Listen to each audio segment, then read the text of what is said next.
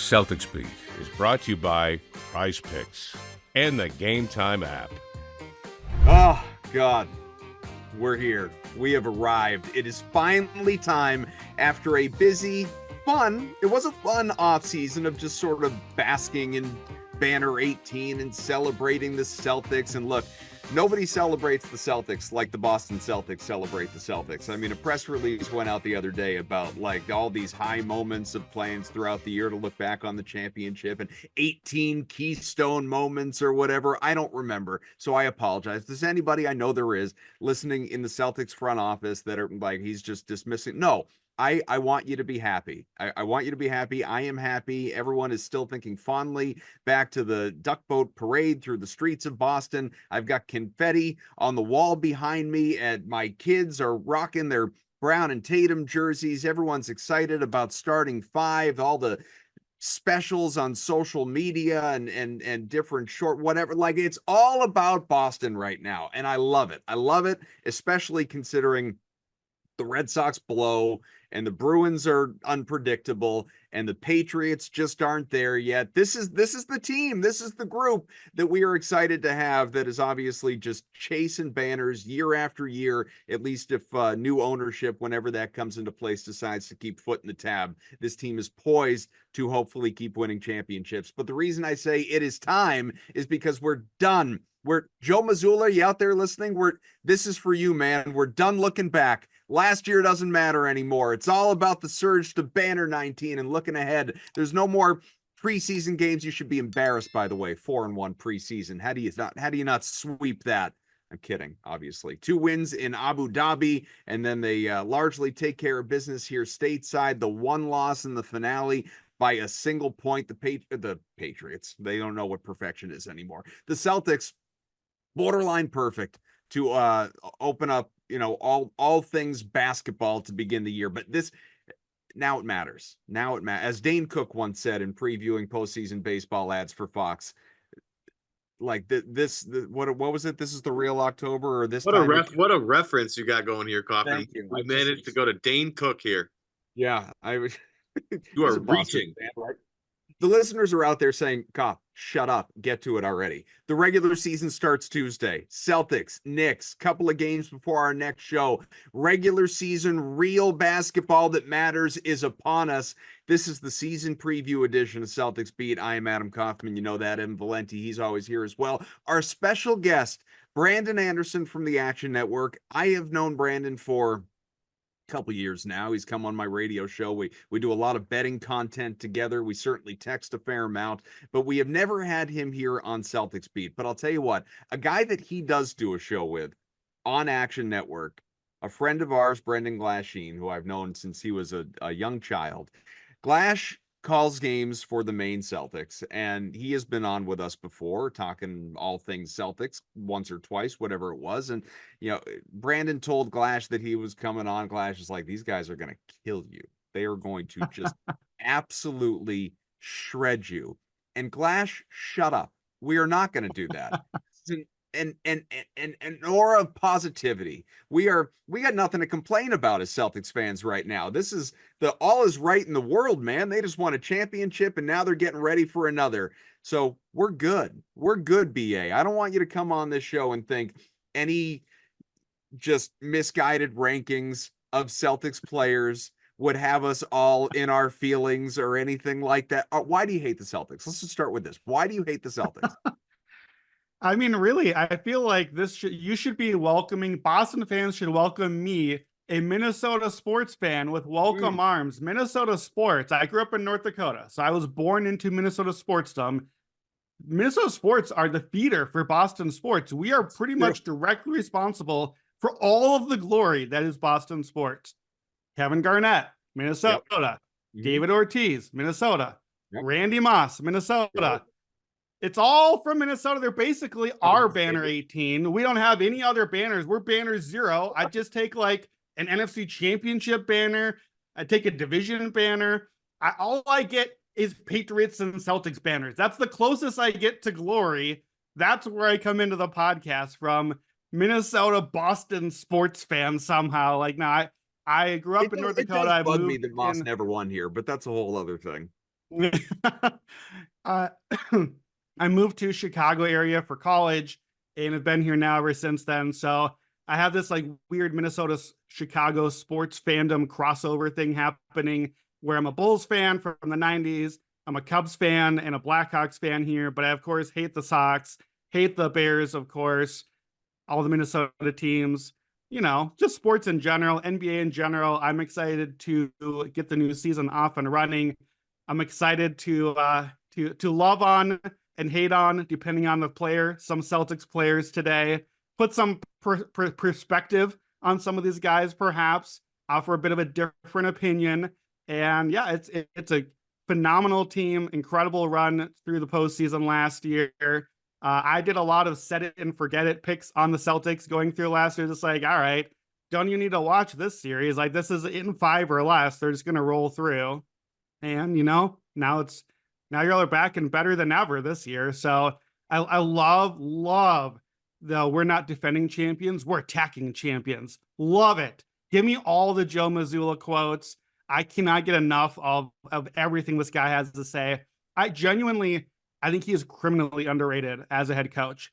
The buy-in that he gets from the players, like the Pacers series, we're going to be a layup line. We're going to defend in a way that takes away the threes and makes us look like idiots because our offense is so good and their defense is so bad, and we're going to score so much. As long as they don't get threes, we're not going to lose to them. It's weird. It's crazy, but it's analytical, and it worked. And it made them look like idiots half the time on defense. And it didn't matter because the guys buy in. They're buying in on the shooting. They're buying in on the 30-point loss when the threes don't fall because they're going to win by 50 the next night when they did fall. That's not easy to get your NBA players to buy in. Let's see how Coach Bud does with the Suns this year. Let's see if they shoot the threes. I hope they do.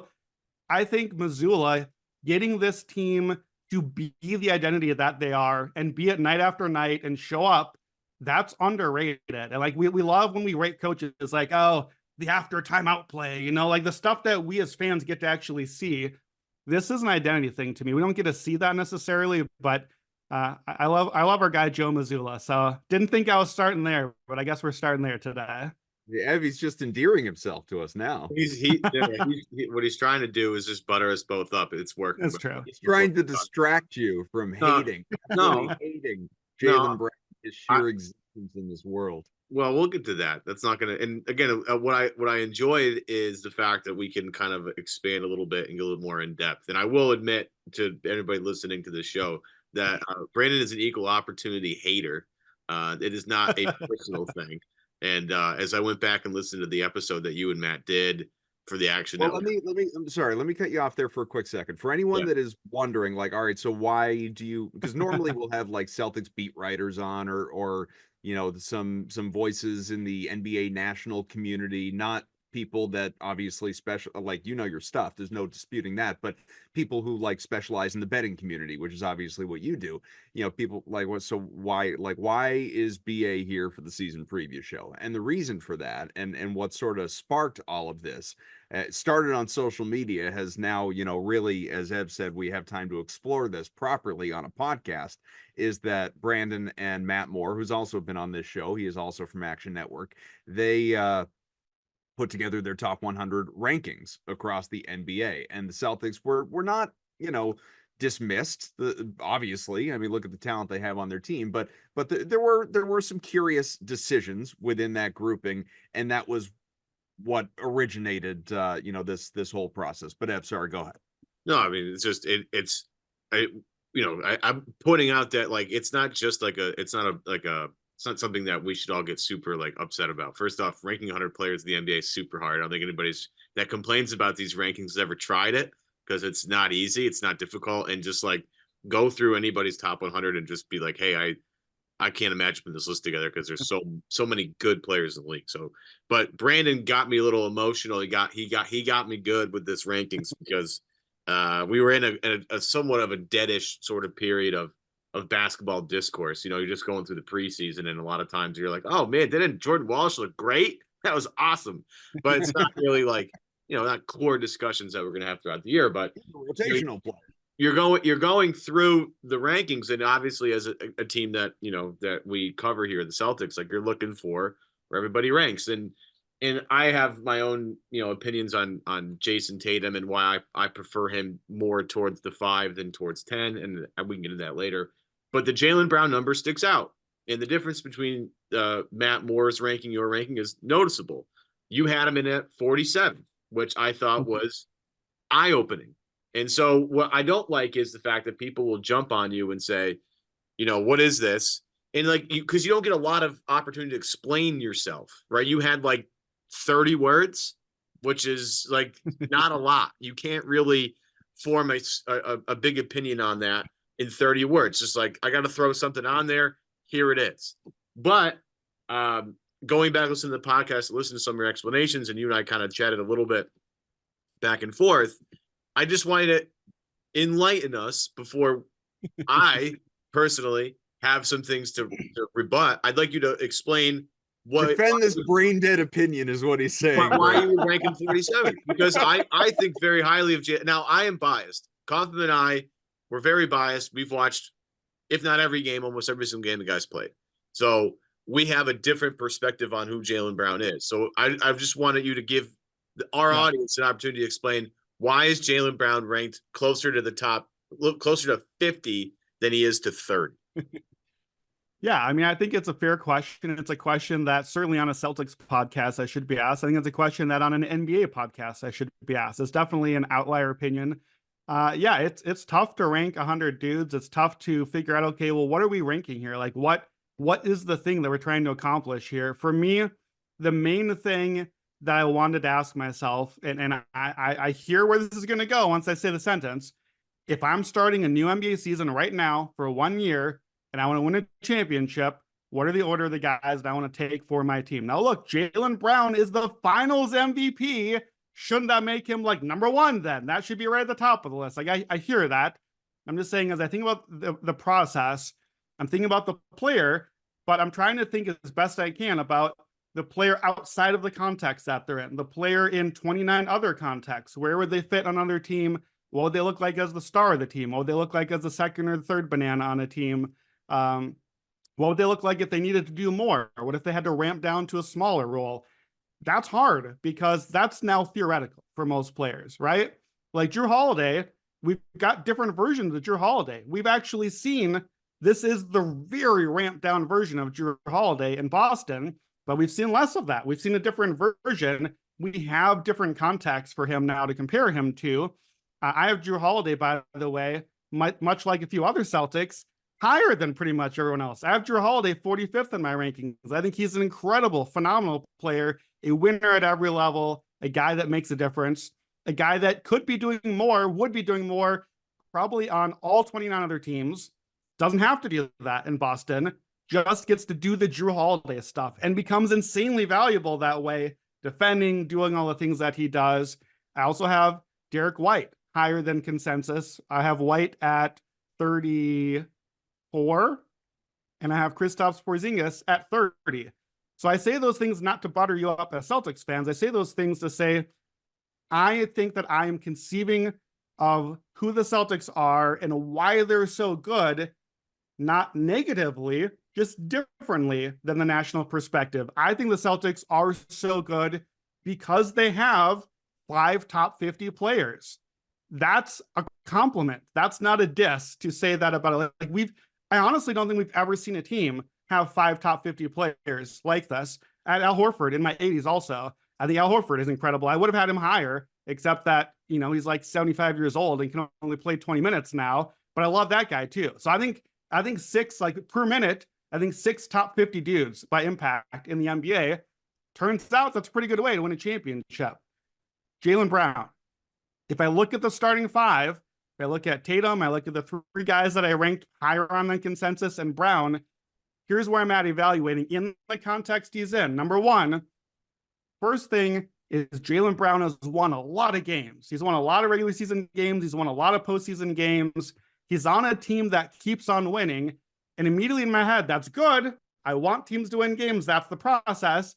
But that also triggers to me, we tend historically with Celtics, with, sorry to say their name on this podcast, Lakers, with guys that win a lot of games, we tend to overvalue winners especially non-star winners, because we want wins, so we're blinded by that a little bit. So that's a little bit of just like an orange flag to me of like, okay, how should I evaluate this player in context? What if they were on the Nets? What if they're on a different team here? What's that look like? So that triggers in my head.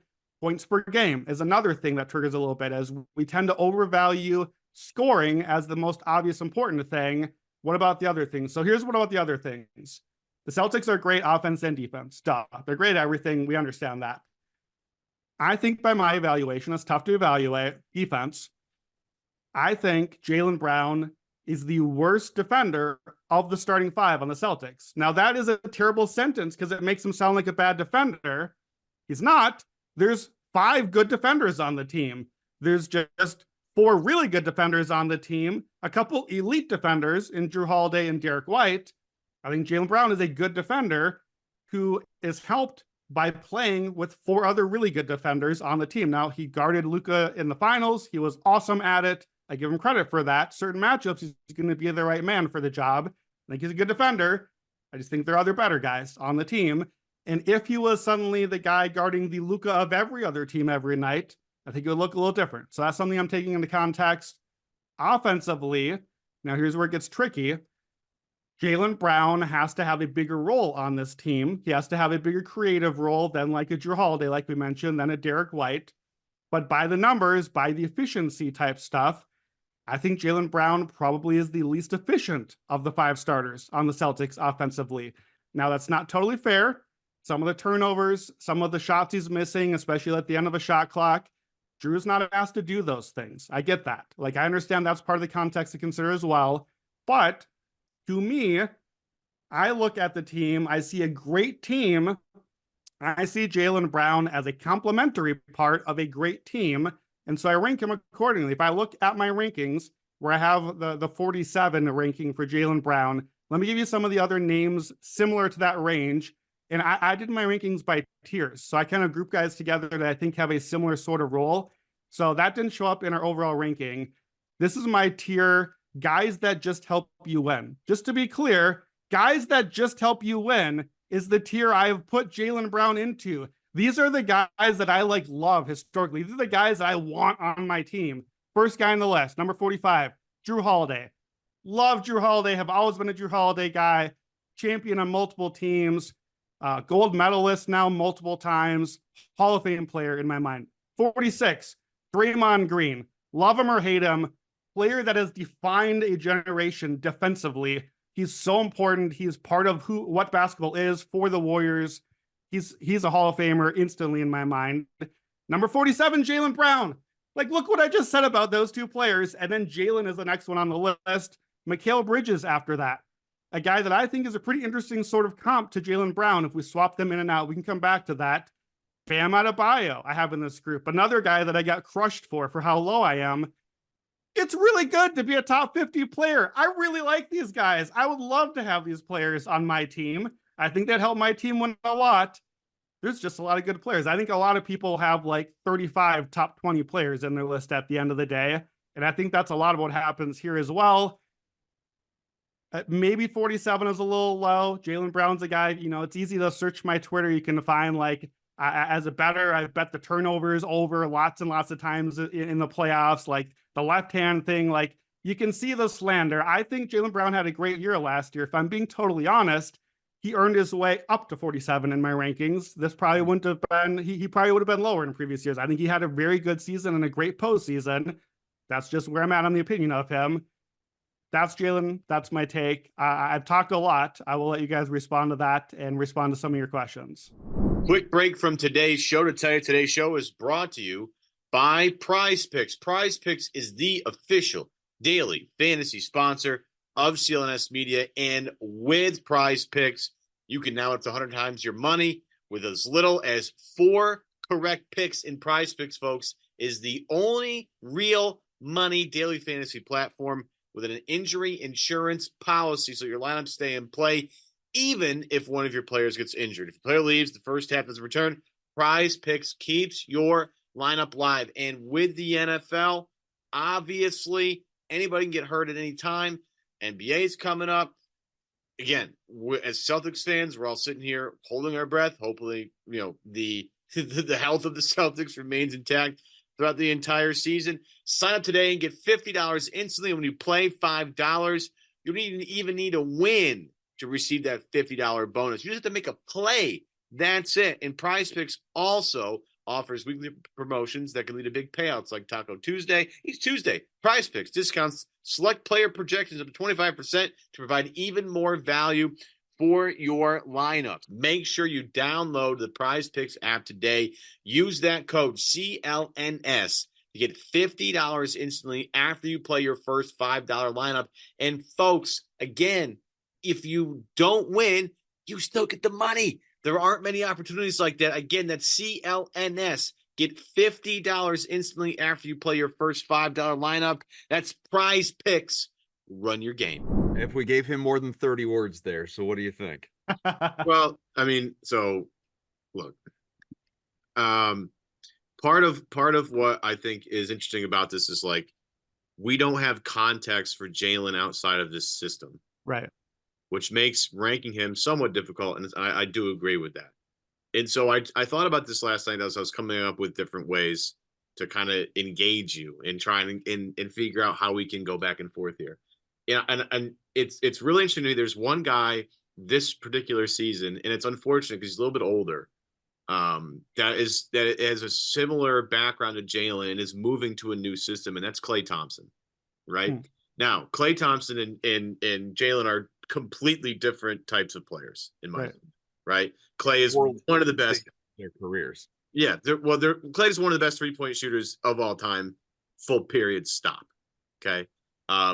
One of the most efficient pull-up shooters of all time. I forget how many points he scored in the game on 4 dribbles. It's mind-blowing stuff. I mean, the guy in a sports science, they turned the lights off and he went like 7 to 10 from 3-point range in the dark. I mean, you're talking about one of the best players of this generation, no question. But it's interesting to use him as a parallel here because of in one system for his whole career, what would he look like outside of that structure? So I bring Klay into discussion because I think a lot of people during the heyday of the Warriors would have ranked Klay probably inside the top 50, probably inside the top 25. And so my question to you is, when you think about Klay and his fit with that system and how productive and how many games they won titles, he was amazing, versus the Jaylen Brown version in their system and how similar and different they are and how we can take that example and say, like, okay, again, I wouldn't have had Klay during the heyday lower than 30, right? I'm just going to throw a number out there I would feel comfortable with.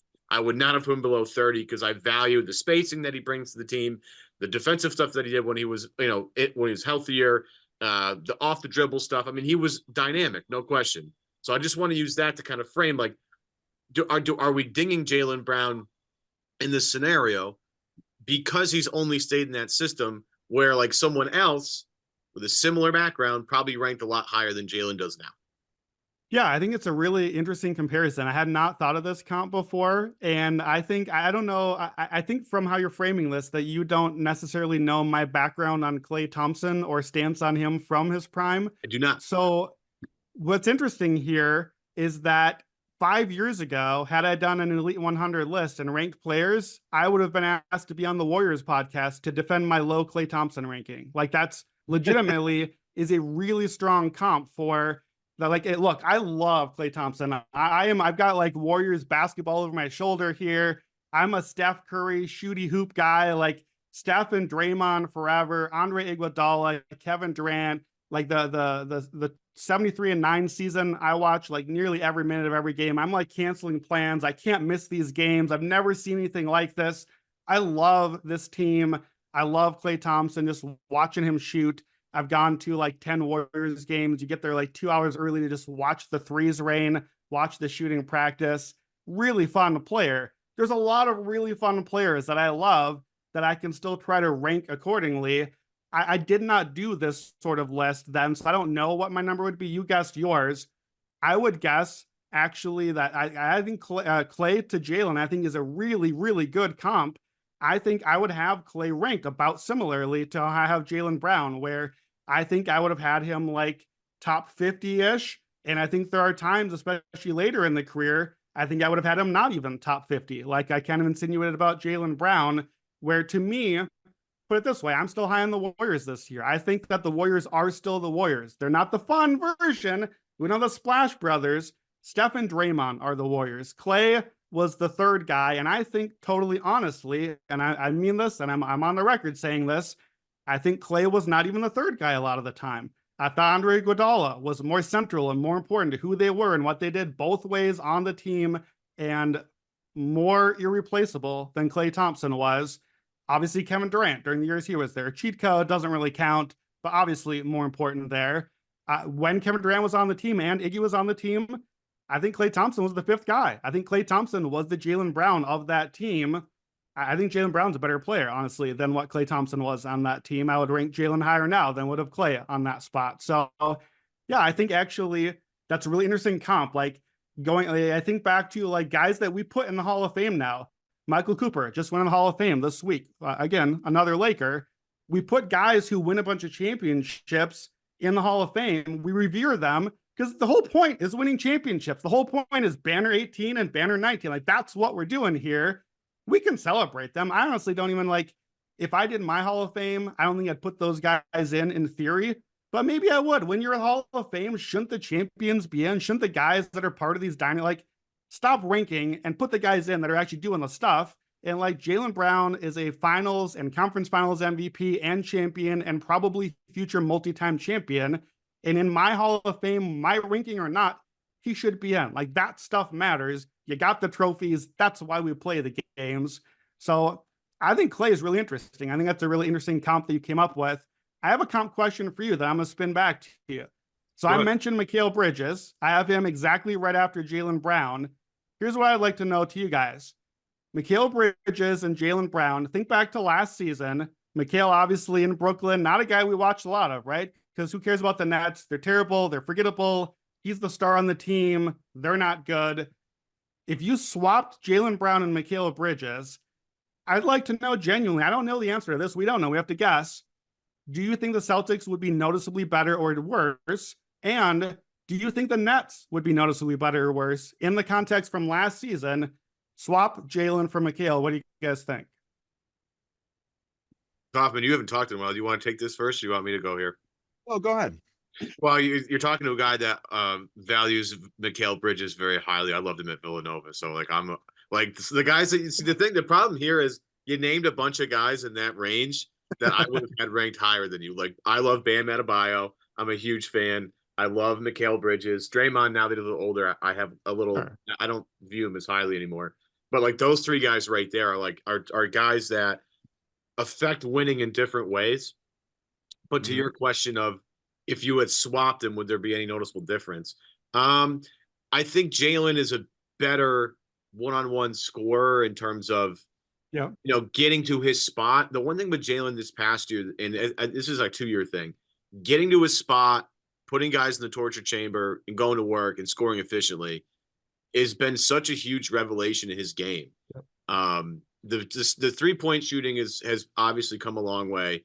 His feel has come a long way. And you mentioned that with Matt, like him and Porzingis, like unlocked both each other simultaneously. It was wonderful. So he's grown in a lot of different areas, but the biggest one, and I always go back to like his work with Tracy McGrady in Atlanta in the offseason.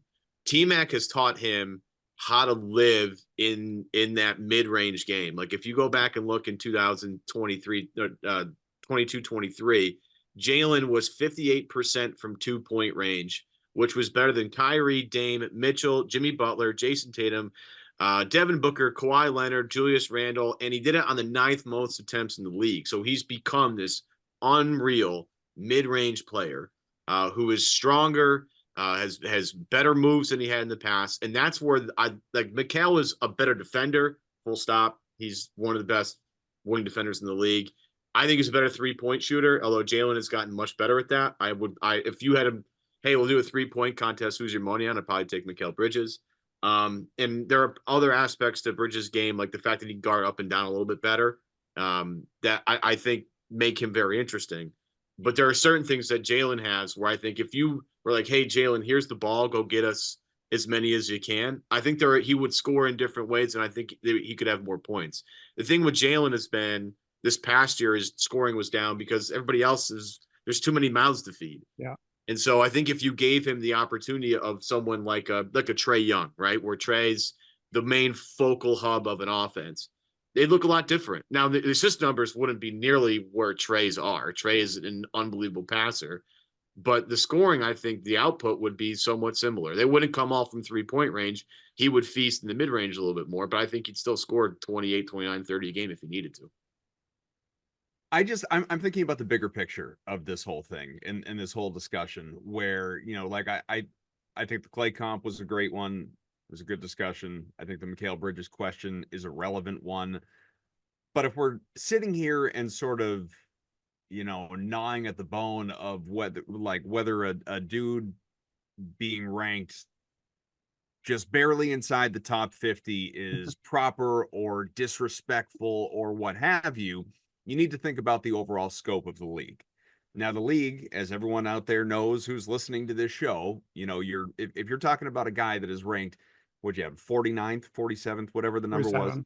was, this is that means effectively that you are saying, if anyone out there did this exercise of putting rankings together and anybody in your top 60, you're saying, that guy in the 30 to 60 range is in the category of could be the second best player on a team.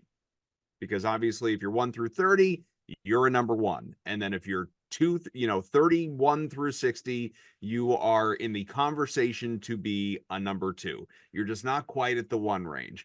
I don't think anybody around here, removing bias, would sit and say that Jaylen Brown is a number 1 on any team across the board. Jason Tatum's that guy. Jason Tatum is a number 1 on any NBA team. Jaylen Brown could be a number 1 on some NBA teams, but he wouldn't flourish the same way that he does in his role that he is currently in. And we are all in agreement in dissecting that. It just sort of becomes, again, this is like the nitpicking element of this exercise of, we're not ranking guys. Like I fundamentally, if we're just looking at like specifically this year, 2024, as we sit here on October 18th, coming off of banner 18, and we're looking at guys after last year into this year, like I wouldn't have Jaylen Brown behind Draymond Green. If you want to say, would I have Jaylen Brown behind Draymond Green if I'm ranking their careers? Sure, that's a different conversation entirely. But if I'm ranking them going into this new season, no, of course I wouldn't, because I just think that Jaylen is still on the ascent. I think that Green is on the decline, and they are not guys that necessarily are. I think I think it's too low for Brown. I think it's too high for Draymond. But again, we're sort of quibbling at that point. You know what I mean? I think for Brown, where people could get butthurt in this conversation is looking at it and saying, as you acknowledged already, Finals MVP, Eastern Conference Finals MVP, tremendous year last year. And so coming off of last year, living in the present, in the here and now, is Jaylen Brown a top 30 player? Some people would put him there. I wouldn't, but some people would put him there. I think he's probably more in the 30 to 40 range. And then if a guy is in a 30 to 40 range to me, and he's in the 40 to 50 range to you, what the fuck are we talking about? Like, we're basically saying the exact same thing, right? I mean, in the grand scheme of the entire NBA, we're essentially saying the same thing. Where you sort of caught me before, and I don't know if you reacted to this at all, Ev, was the saying that Jaylen, of the starting 5 for the Celtics, is the worst defender. That I have a hard time with. Now, you could look at, there are all sorts of different metrics and places that you can go, obviously, for advanced analytics. Like if I pull up Basketball Reference and look at their defensive win share for each of the Celtics starting 5 guys for 2023-24, which is, it's such a hollow way to look at it anyway, because obviously guys miss time, there are injuries, whatever. But Jaylen had a 3.2. Kristaps, who, as we know, missed considerable time, had a 3. White had a 3.3. Holiday had a 3. Tatum had a 4.1. all defensive guys in the NBA over the last few years who were Celtics. As we know, last year, a couple of second teamers, White and Holiday, who I'm perfectly comfortable putting ahead of Brown defensively. Tatum has not made the list. Marcus Smart was there a couple of times. I barely honestly even remember Rob Williams being there, but he was as a second teamer a couple of years back. It's hard to even picture him on the floor at this point in time. Get well, Rob. We love you. But Jaylen being the worst of the five, when he just, like, I think that is more of a, did he take a step back last year or in the year prior to that from what his level actually is and what he is capable of, and can he get back to it? Like, I don't know. Ev, would you put, like, No, I'm fine. Porzingis for me is the worst defender on the. Yeah, on like the I can't put him behind Porzingis, BA. He That's just the one that I keep getting stuck on. it's more of a one-on-one defense thing too. Like Porzingis is a tremendous rim protector. That's not. I'm not taking anything away from him. But like I have nightmares about DeJounte Murray going off in the fourth quarter of a back-to-back against Atlanta, where they just kept doing pick and roll and getting Porzingis switched onto a smaller guy, and DeJounte Murray, and Murray cooked them every single time. And it's something that they're actively aware that Porzingis on an island with a guard like that is just going to be really tough for them. And that's, if I have to ding Porzingis, that's where I ding him. Like, he's really hard in space sometimes against certain guys, whereas Jaylen, he's 6'6", and when you put a bigger, center on him, sure, it's going to be tough. But because he's added so much strength, he's been able to body guys a little differently, which is why he's kind of okay with Luka, because Luka's very, very strong for a guy his size, and Jaylen's pushing back on him and doesn't really give up a ton of ground there.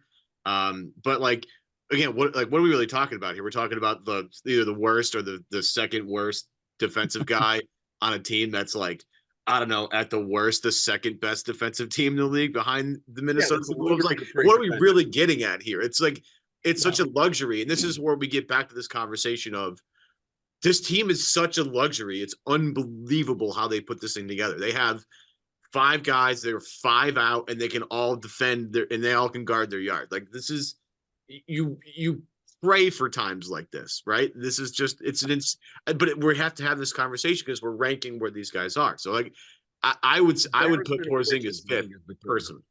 That's what I'm saying. Yeah, I think that, honestly, I think that makes sense. And a lot of this really comes back to framing, right? Like, nobody wants to be the worst anything. Like, the worst of 5 really good options is actually still a compliment. But if you call it worst, you're still going to feel like crap after that because no one wants to be the worst. I think Porzingis Browning is a fair comparison, that defensively, honestly, you'll watch it more than I do. So I will cede to your opinion in that way. I feel like for me, probably the thing that I'm thinking slightly differently on is that just even still in a modern NBA, even as the big men have gotten a little less important, big men defensively still have such a bigger outsized impact defensively than anything else. And like Boston has shown otherwise, perimeter defenders with Drew and Derek White just hounding dudes time after time. But like in the finals, Jaylen gets the top assignment, right? Jaylen goes after Luka, like that's what matters, and that's why the spotlight's on. That's a lot of why he won finals MVP.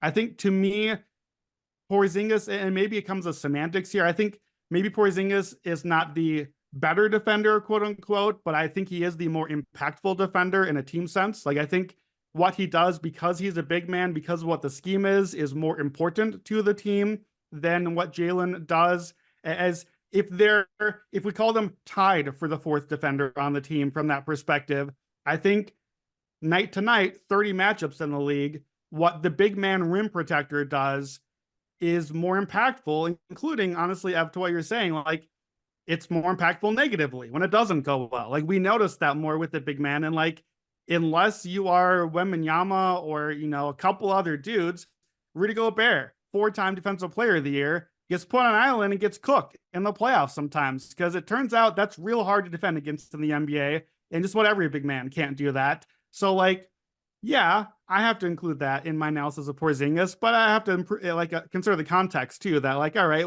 well, most guys are going to, like, we're switching on to bigs and trying to get the jumper over you. Like, that's the thing that we're doing in the NBA. Most guys are going to give that up. So yeah, I think it's close in that way. It kind of comes with semantics.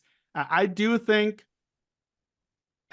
I hate to say this on the eve of the season, this obviously Celtics all in on the title team this year. Porzingis, we know the aging thing. We know Horford's not going to be able to play around forever. I think long term, because of the contract situation, because of the big money that the Jays are getting now, I think if I had to guess that a few years from now, we're going to get to a spot where, look, you can't just keep you probably can't just keep getting Derek White and Drew Holiday and Kristaps Porzingis on crazy discounts forever. Maybe Brad Stevens can. That's my Finals MVP. Brad can just keep finding these guys and building a team. Incredible team build. At some point, those contracts run off. At some point, these mega max deals kick in. And we're seeing that happen with some of these other teams around the league. I think with Jaylen Brown, I think with Bam Adebayo as Jimmy Butler ages out, we hear people talk about them as like, well, shouldn't we build the team around that guy? I think we're going to get there eventually. And I would like to circle back in that 3-year window and say, okay, all right, Jaylen Brown's the best player on a team now. How's that team doing? Are they in the play-in this year? Did they fall short of the play-in this year? Because that's what I think happens if you take a top 30, 40, 50 player, whatever we're calling Jaylen Brown, and made him be the star on the team, the guy who has to be the engine, the Trae Young type guy to try to do everything, the guy to raise the floor and the ceiling. I just don't think that's what he is. Now, he's still young enough that maybe there's more there to tap into. Maybe we get there. We have to guess. We have no idea. We haven't seen him have to do that in Boston. We hopefully won't have to see that, because that would probably imply like multiple major injuries. That's not what he's asked to do. We can't, it's hard to ding him for not doing a thing he hasn't been asked to do. But my job, to me, ranking players and thinking about players is to do that, is to try to evaluate as best I can. Like, similarly, I ended up pretty low on Jalen Brunson in New York comparatively. That was one. Matt Moore had Jalen Brunson 5th, which I think is ludicrous. I cannot imagine putting a small guard at his age 5th in the entire NBA. Is absolutely crazy to me. I have him 18th, which I think other people would find just as equally crazy. But I have him similar to like Donovan Mitchell or to Trae Young. And I asked myself, what if you took either of those guys and put them in New York and said, do the things that Jalen Brunson has asked to do there? How would they do? And I think pretty similarly. I think they would do pretty similarly. I think they would be similarly flawed in some ways. I think they would be similarly huge offensively in some ways. I think they'd win a bunch of games because New York is a pretty good team. I think they'd lose the division to the Celtics because the Celtics are a much better team. And I think that's what would happen. And we get a similar result there. So, I don't know, that all is hard to talk about because we're just making theoretical basketball now. You know, in October, we don't have to do theoretical basketball anymore. We can argue for now and then turn the game on Tuesday and then watch the Celtics beat the Knicks. And then we don't have to be theoretical anymore. That will just happen. But in August and in September, what do we have but theoretical basketball? I mean, yeah, I love to watch Sam Hauser shoot jumpers, and I love. I'm blanking on his name right now. I was going to give him some love. Who's our guy from Arkansas that the two-way defender? Jordan Walsh. He's gonna Jordan Walsh. Play. He's gonna play. Love Jordan Walsh. I am so excited about Jordan Walsh. Arkansas was loaded the year that he was on the team, and so I watched a lot of their film. Jordan Walsh is a dude. Like, Jordan Walsh is going to take the top guy every night if he gets out there. Like, he, to me, is the spirit of Marcus Smart reincarnated for this team. I have no idea if he can do anything offensively, spirit of Marcus Smart reincarnated, but if he can find a way to stay on the court, the dog in him defensively, the one-on-one point of attack defensive thing, his instincts are so good and so fun. I think he's such a perfect Celtic. So I'm really excited about him. But guess what? We're not going to see him play very much because the team is so good that he's going to like hang out with Brendan in Maine part of the season and probably playing for the G League team, developing as he should to then be the guy replacing the guys down the way. We get real basketball now, and Jaylen Brown will just win a whole bunch of games and make my ranking look stupider and stupider as the season goes on. But, you know, that's the fun of it. All right, we'll take a quick break, get right back to the show. But we got to tell you, today's show, it is powered by Game Time. Game Time is the easiest place to score tickets to whatever event you want to go to. Sure, basketball's coming, football's in full swing, baseball depends where you live, I guess, but that's just generally behind us. You have hockey that's going on right now. You want to swoop out to the Garden, watch the Bees, but it's not just sports. There's concerts, there's comedy, theater. Tickets can be found all over the place at Game Time. Even a new feature called Game Time Picks that makes getting tickets to see your favorite teams play live even easier, Ev. And Game Time Picks, it filters out all the fluff to show you only incredible deals on great seats so that you don't have to waste time searching through thousands of tickets. And they have this new thing, Kaufman, called the Super Deal. I don't know if you've seen this yet, if you've been perusing the Game Time app, but basically what happens is Game Time will show you. You pick we always talk about the Celtics in the show. Let's say we wanted to go to opening night, and you pick you're looking through the ticket options. They'll have something called the Super Deal, which means it's in the top 1% of all tickets available for that event. If it has that super deal, you better pounce immediately because those tickets will not be there long. They're too good of a deal. Lowest price guarantee, like Ev said. So download the Game Time app, create an account, use the code. It is CLNS for $20 off your first purchase. Again, that code CLNS. Terms do apply. Again, create an account, redeem the code CLNS. $20 off. Download Game Time today. What time is it? Game time. Get back to the show. All right, so let's go there. And we won't spend too much longer on the show, but just obviously there is a new season upon us. The Celtics, what they did last year was absurd. It was an incredible year. It was so much fun to watch. Time will tell. It, to Brandon's point, as far as what the Celtics are willing to do contractually and new ownership, whenever that comes in, whomever it winds up being, is going to certainly impact that as well, because we'll see how deep those pockets are. Thank God it's not going to be FSG, John Henry and company, staying away from this team, according to the latest reports. But, you know, this Celtics team, and I don't mean, 24, 25. I mean, in like this grouping together, we're going to find out over the course of time whether they are the newest NBA dynasty or whether they're, the Atlanta Braves, like the team that just kept getting there, and only won at the one time.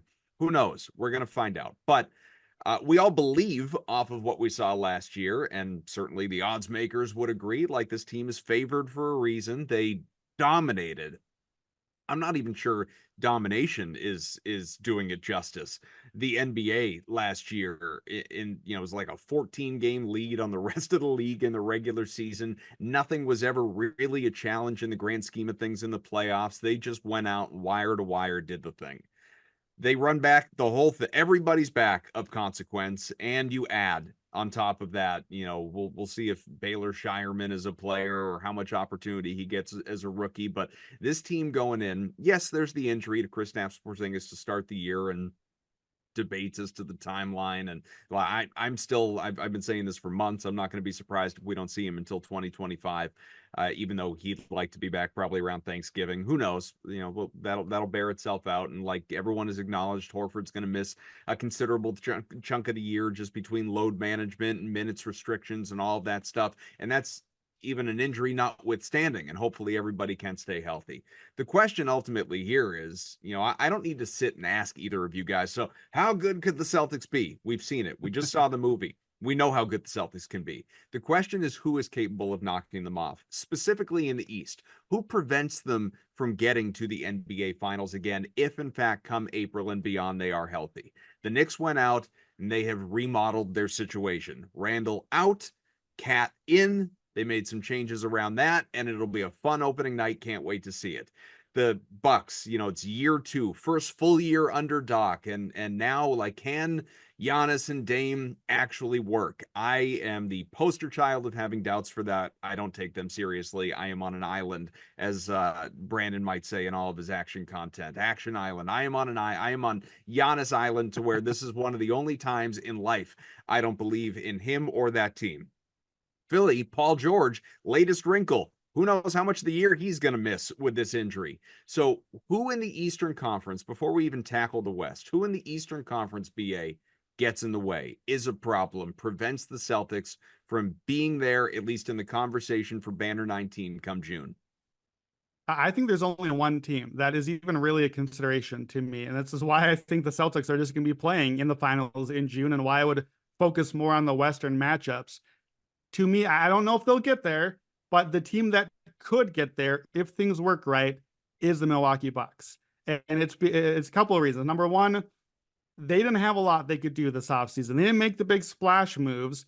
I did like what they did do. They signed DeLon Wright, a nice point of attack defender, not Drew Holiday, but a Drew Holiday type guy that they didn't have last year to defend. Now he's older. He's not going to be able to play a lot, but I've always liked him. He's a guy that adds something they didn't have. They signed Gary Trent Jr., a guy that is probably like a $15-20 million player at the minimum.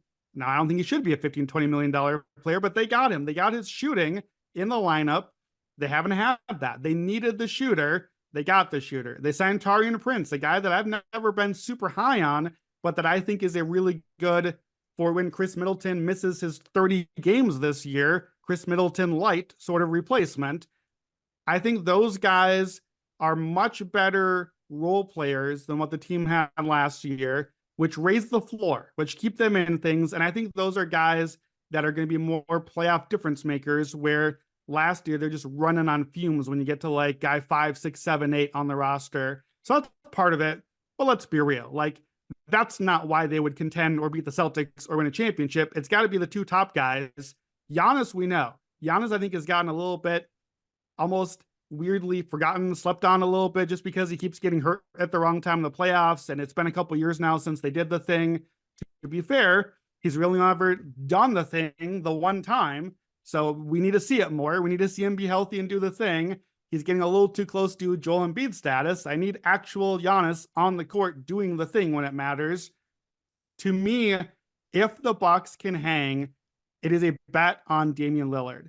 Damian Lillard, if Dame is still in there, is a guy, Matt and I talked about this in our rankings, he's a guy that we did not have in our top 10, but if he still looks like the part this year, the guy that they thought they were hoping to trade for, he absolutely, the year before, was a top 10 player. And I don't think number 10 either. Like, I had him basically neck and neck with Steph Curry. And you heard how I talked about Steph Curry this stage of his career, but still, that's how good Dame is. If he's still in there, if last year was the team change and the coaching change and some injuries and the long off season, if that was all the thing and we still get Dame in there, then here's the problem. Here's why when I come to a Celtics matchup where I'm like, okay, I have to take them seriously.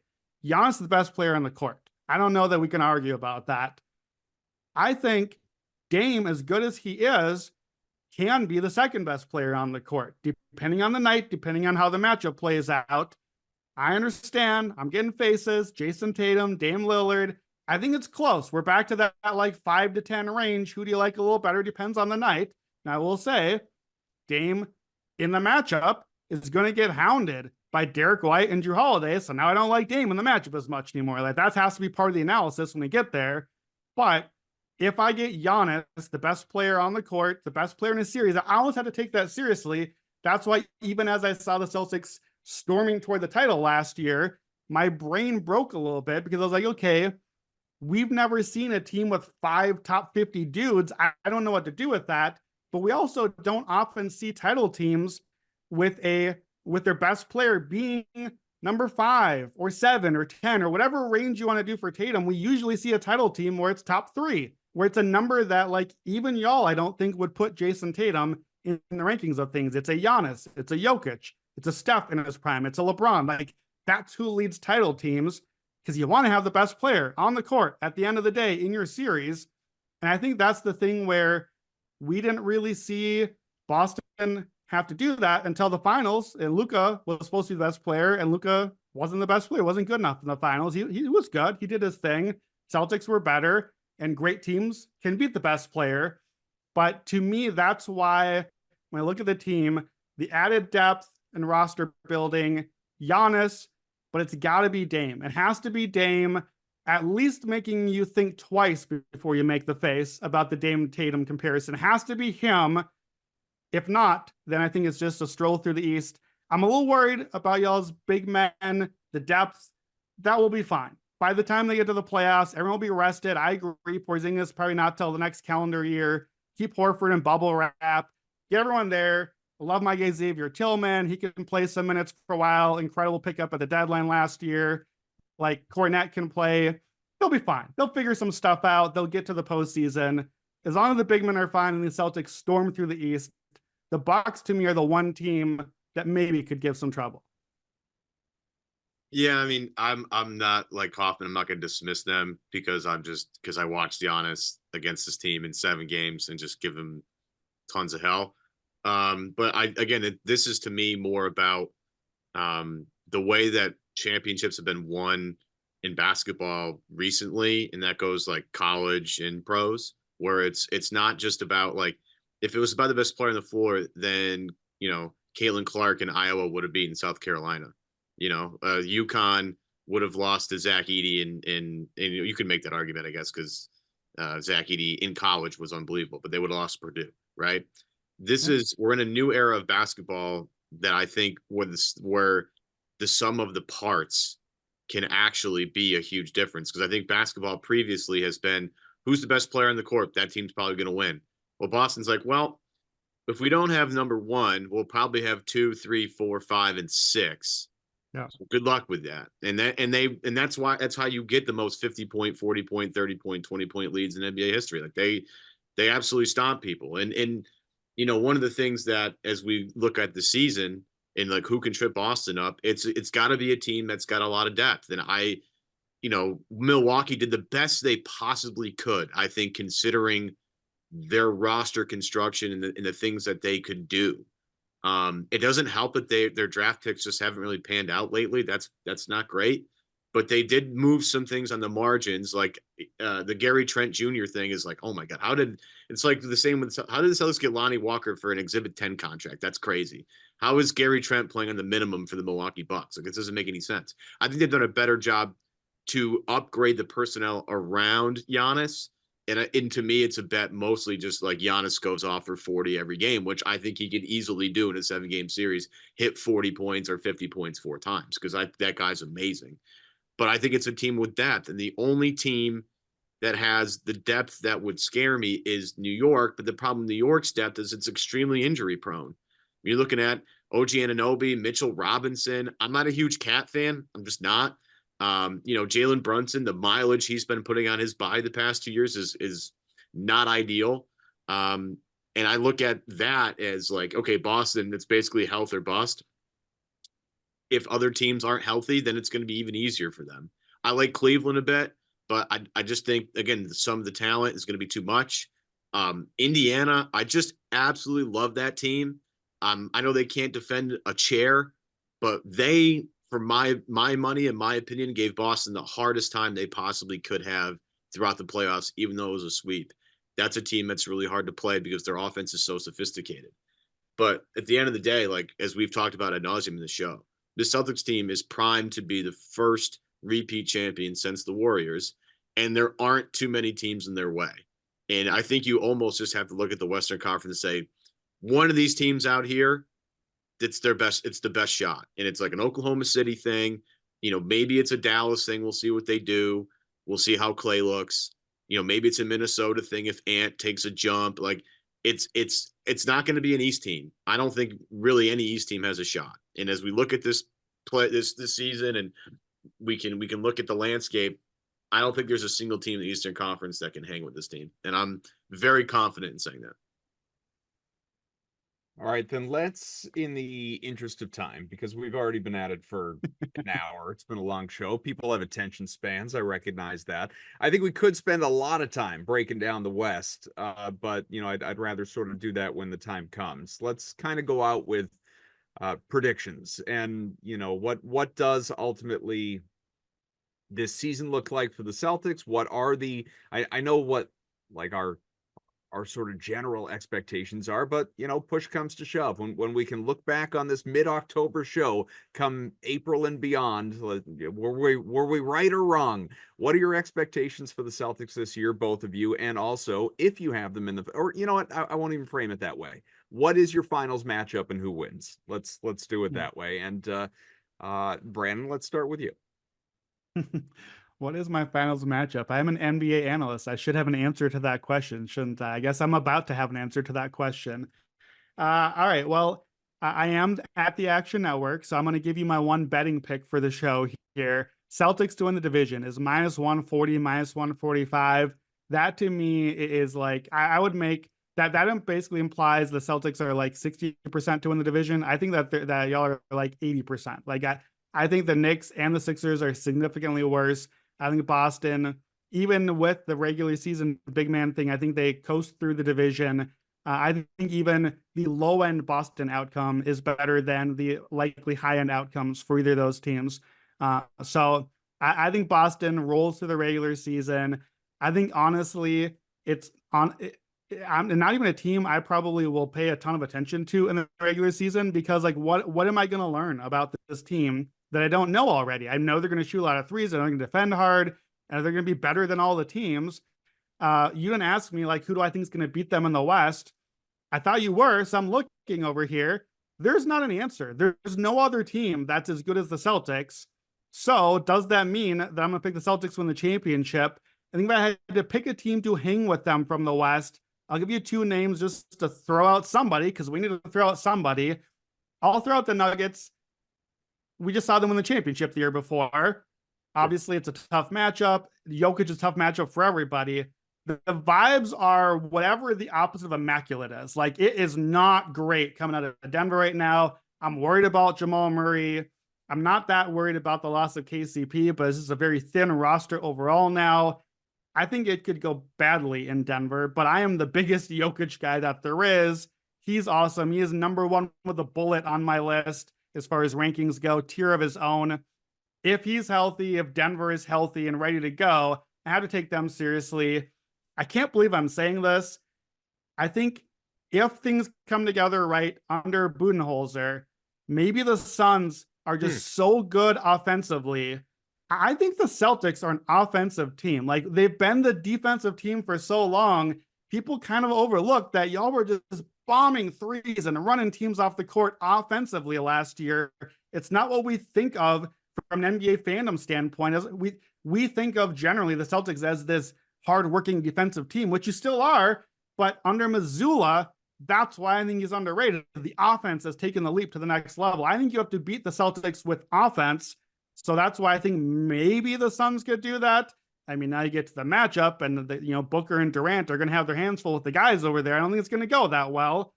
I don't think it's going to go that well for anyone. I think if you said Celtics or the field, I would have to pick the field because I'm a bettor and I know what the odds are, and that's how things go. It's really hard to win 2 championships in a row.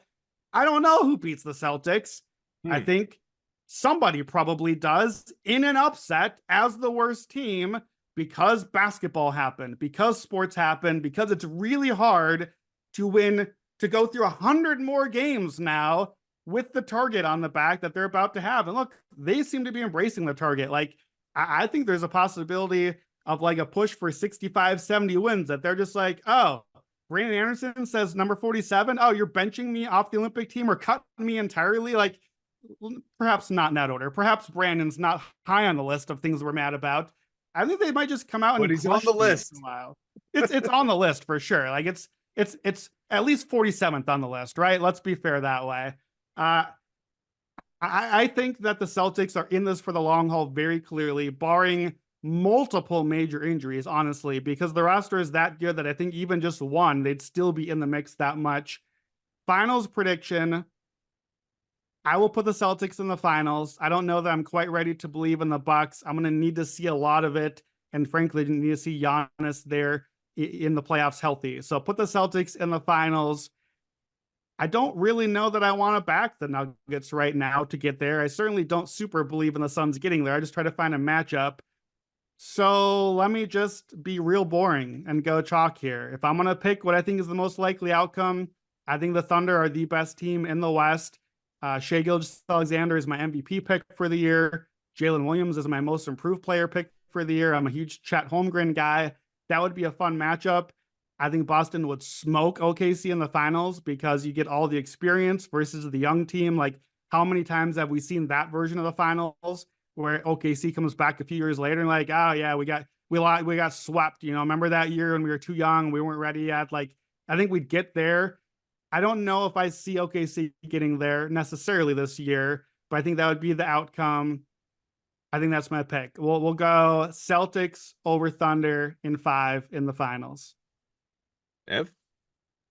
I mean, you're talking to a guy that's been trying to get people to understand that the season we just watched is one of the best seasons we've seen in a long time. And I think this team is one of the best teams we've seen in a long time. I think it's historic what we just watched. I think they're going to do it again. I believe in the Thunder team a lot because I think the Thunder they lost to the Mavericks because of shooting variance. They just did not shoot the ball well at all from 3-point range in that series. And if they do, they probably beat Dallas and they probably go on to the finals. And here we are talking about it. I think they've done a great job of bolstering their roster in places they needed. The Caruso piece was so nice.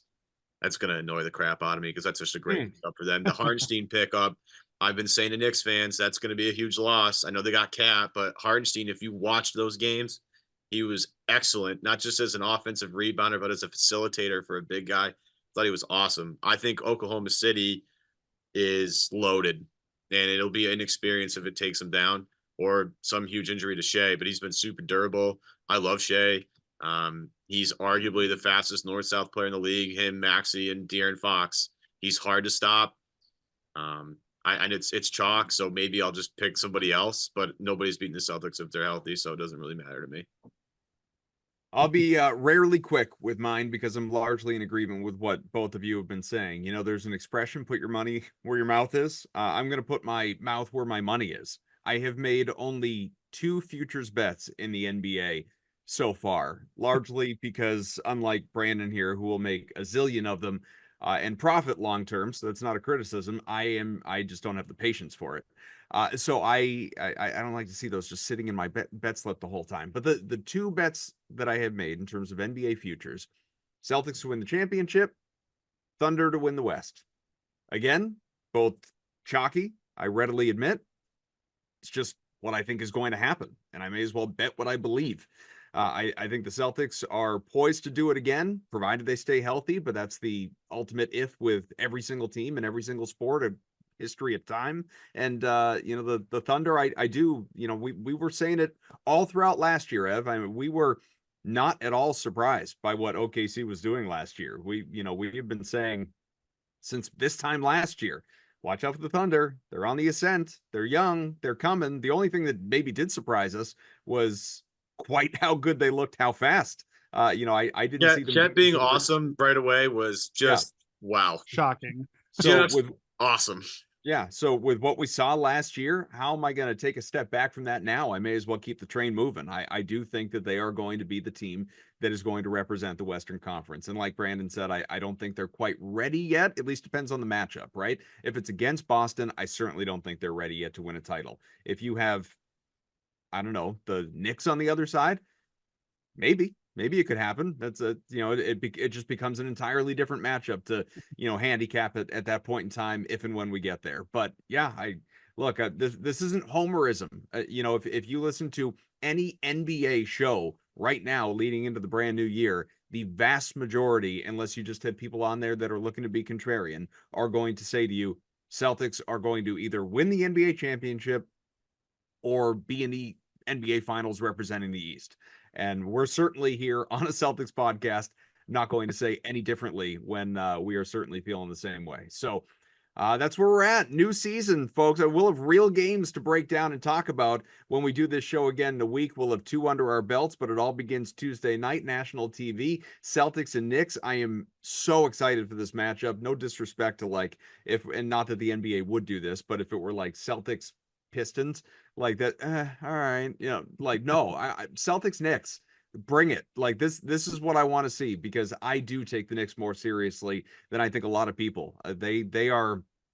That's my team as far as the team that I am kind of most worried about in the Eastern Conference, outside of, obviously expectations for Boston. That's the team that I look at and say they've got the mental and physical toughness to compete with Boston in a way that some of these other teams don't. So opening night should be a lot of fun. Really excited to see how this new group meshes together, sort of in the same way that a lot of people were wondering how the new look Celtics were going to look a year ago at this time. And here we are. So Brandon, hopefully we weren't, I don't think we were hard on you. I think we just wanted to give you a platform to explain yourself.